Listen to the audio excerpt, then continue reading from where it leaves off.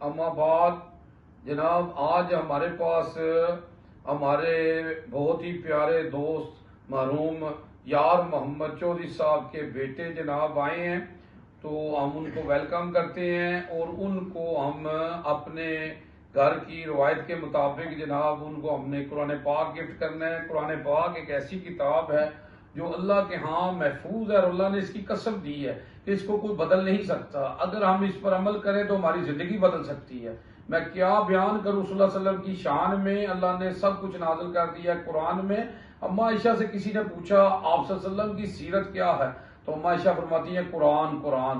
آپ صلی اللہ علیہ وسلم فرماتے ہیں قرآن پڑھا کرو، قرآن پڑھا کرو، یہ قیامت کے دن تمہاری سفارش کرے گا۔ اللہم صلی علی محمد وآل محمد جی۔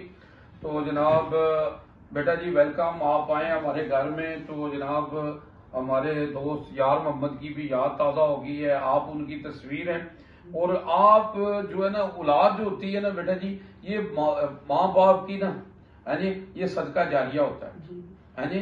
آپ نے جو بھی اچھا کام کرنا ہے نا بیٹا، تو وہ آپ کے باپ کے اکاؤنٹ میں، آپ کے والدہ کی اکاؤنٹ میں جانا ہے۔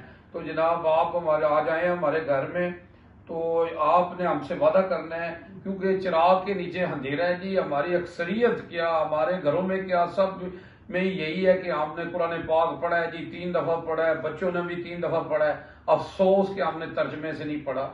تو آج بیٹا آپ نے جناب اپنا نام بتائیں، ایک تو شہریار، ماشاءاللہ بہت پیارا نام ہے جی آپ کا۔ تو آپ نے آج ہم سے وعدہ کرنا ہے کہ جناب کہ آپ اس کو روزانہ صبح ایک قرآن کی آیت کو پڑھ کے سمجھیں گے۔ ماشاءاللہ آپ نمازی بھی ہیں اور قرآن بھی پڑھ رہے ہیں، اور آپ ترجمے سے پڑھیں گے اس کو، اور آج آپ ہم سے وعدہ کریں گے جی ہے جی۔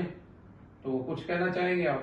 بس یہ آپ کی بہت مہربانی ہے جو اتنی افضل کتاب آپ نے ہمیں تحفے میں دی ہے۔ جی جی بس بہت شکریہ۔ بس جی یہی یہ کتاب جو نا اللہ فرماتا ہے کہ یہ جو کتاب ہے نا اس میں کوئی شک نہیں ہے، پر یہ ہدایت ہے ان کے لیے جو پرہیزگار ہیں۔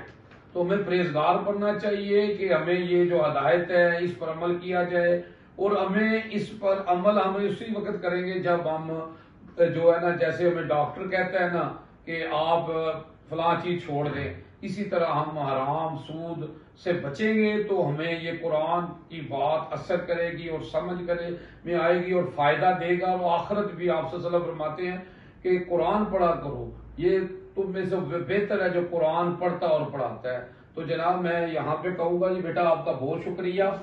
تو میں کہوں گا جی کہ اللہ تجھے کسی طوفان سے آشنا کر دے، یہ علامہ اقبال کا شعر ہے جی، اس میں دعوت بھی ہے، بڑا پیارا شعر ہے۔